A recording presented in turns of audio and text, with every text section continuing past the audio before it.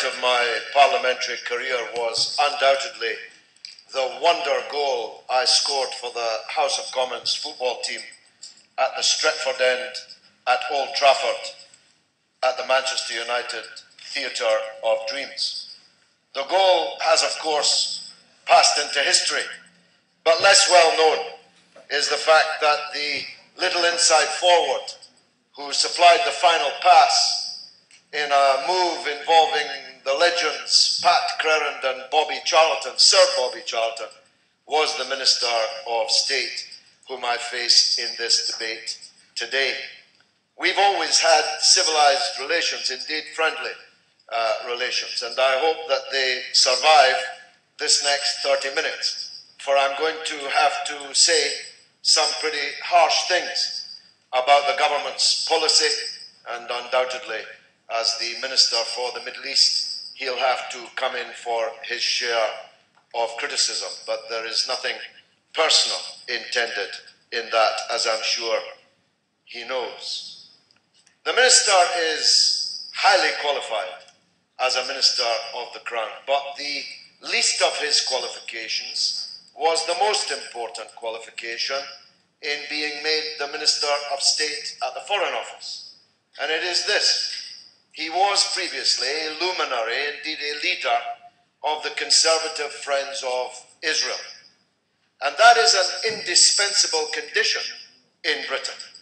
In the 25 years I have spent in the House, and I suspect very much longer than that, no one can be the Minister for the Middle East in Britain if they are not a member, preferably a leading one, of either the Labour or Conservative Friends of Israel.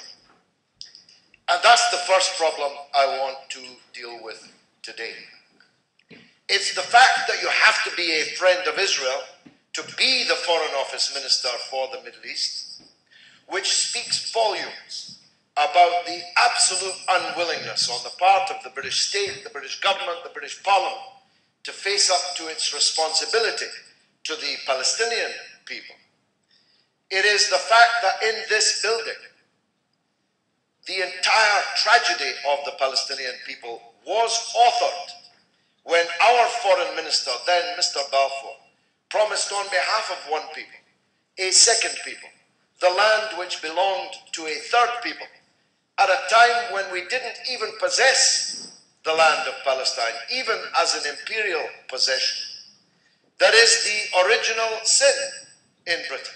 All the blood that has flowed under the bridge since, and the fact that we don't recognize our special responsibility to the Palestinian people. On the contrary, you have to be a friend of Israel to be the Minister for the Middle East. That is central to our problems and to our credibility in the Middle East.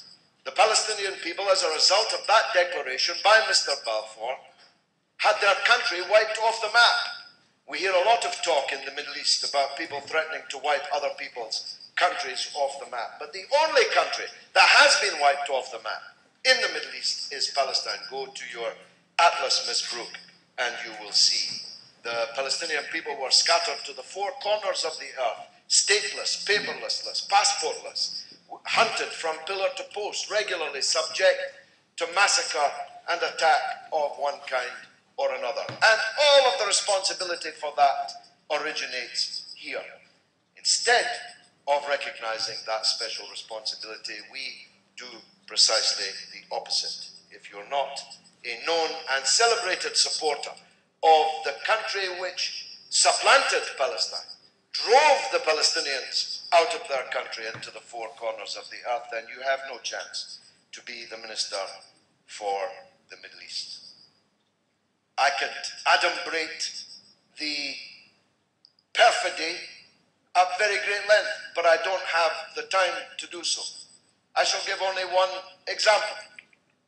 Israel illegally holds hundreds of nuclear weapons, undeclared, subject to no treaty, subject to no inspection of any kind.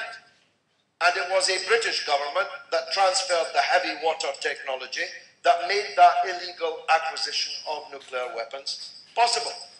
Would have been impossible otherwise. Israel has hundreds of nuclear weapons because the brave Jewish whistleblower Mordechai Vanunu told us, for which he was kidnapped in Leicester Square and ended up serving 18 years in solitary confinement in an Israeli dungeon. When brought to court, his jaws wired together like Hannibal Lecter, in case he told us any more about this illegal mountain of weapons of mass destruction. Israel has a mountain of weapons of mass destruction. Iran has no weapons of mass destruction. The IAEA says Iran has no nuclear weapons, and there is no evidence that it's trying to build them.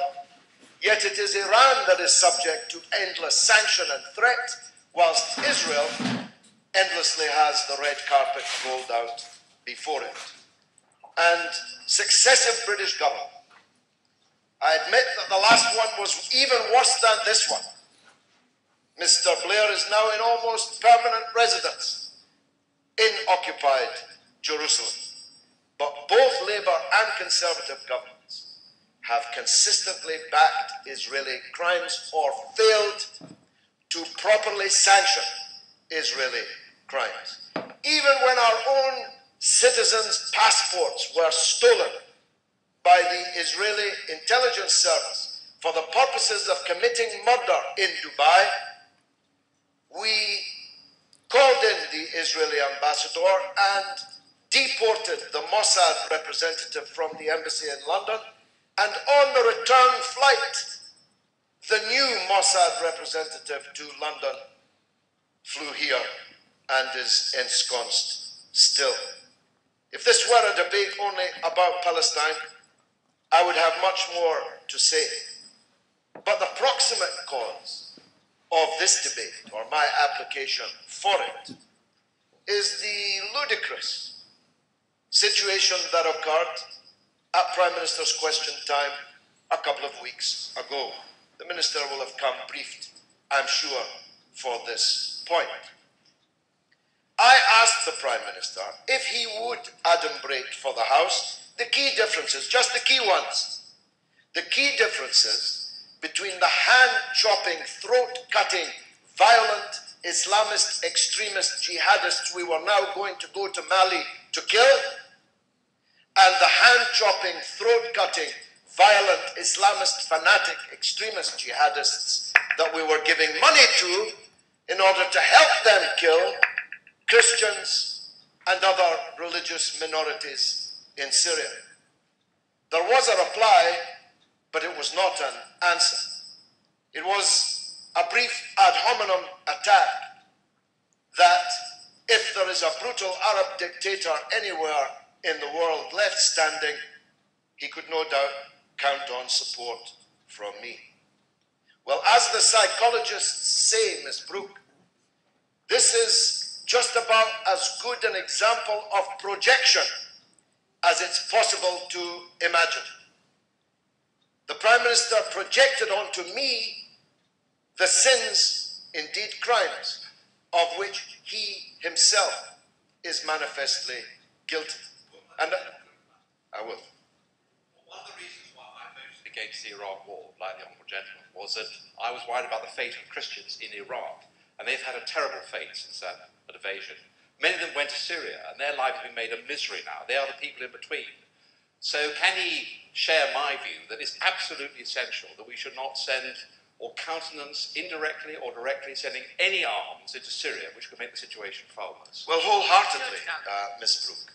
And the Christians in Iraq have been effectively wiped off the map of Iraq. And most of them are in Syria, where they live in daily terror of their churches, their clergy, their devotees being slaughtered by these hand-chopping, throat-cutting Al-Qaeda elements that we are giving money to. But the Honourable Gentleman is wrong in this regard. We are already giving them weapons. We're giving them money, which is the same thing as giving them weapons. If you give Al-Qaeda money, what do you think they're buying with the money? Are they buying elastoplasts and other medical supplies? No, they're buying weapons with which to terrorize not just Christians, but other Muslims, other ethnic ethnicities, Kurdish people, for example, on a daily basis. The minister knows this. The Foreign Office knows this. And they have to give an answer. If not to me, then to the British people. What are the differences between the jihadists we're killing in Mali and the jihadists we're financing in Syria? And I know why the Prime Minister didn't answer my question. For there can be no logical answer, surely, to that question. For there are no differences. Al-Qaeda is Al-Qaeda. The Al-Qaeda mindset is the Al-Qaeda mindset wherever it is to be found. And I demand an answer to that question. The people in this country deserve an answer. After all, it's their money that's being given. And I said to the Prime Minister, I asked him, did you read Frankenstein? Did you read it to the end? Don't you know that Dr. Frankenstein's monster broke free and out of control? And that's why it's called a monster. But as a case of projection, it's really pretty difficult to beat. In The Guardian, an American journalist by the name of Glenn Greenwald, I think the day after, if not the day after that, wrote the following: Cameron's attack on George Galloway reflects the West's self-delusions. In an act of supreme projection, the British PM accuses a critic of lending support wherever there is a brutal dictator, the core policy of the US and the UK. Who can doubt that? The Prime Minister has travelled with his sales bag and a retinue of arms salesmen to one brutal Arab dictatorship after another. I don't know where he is today, but it'll be a red letter day if he's not trying to sell weapons to a brutal Arab dictator today.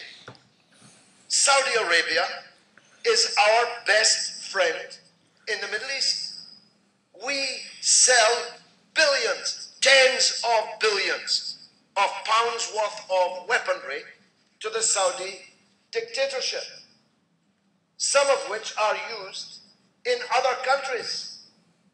In 2009, the Saudi Air Force used UK-supplied Tornado fighter bombers in attacks in Yemen, which killed hundreds, possibly thousands, of civilians.